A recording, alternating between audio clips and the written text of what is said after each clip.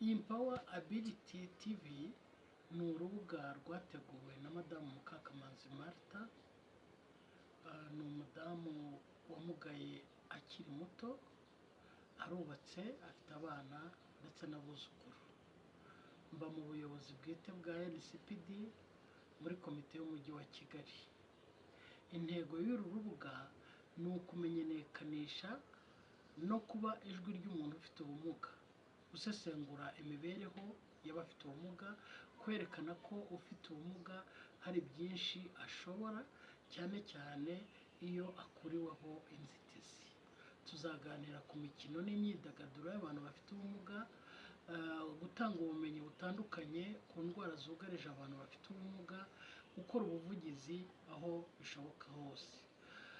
Tuzagenda tuganira twungurana ibitekerezo n'abantu bafite ubumuga mu ngeri zose, ababyeyi babo n'abavandimwe babo, ubuyobozi bwite bwa leta, abanyamadini n'abikorera ku giti cyabo.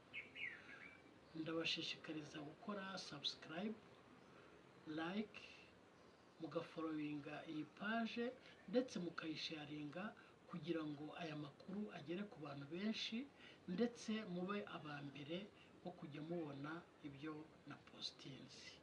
Karibu rero, karibu dufatanye kubaka ubuzima bw'abafite ubumuga.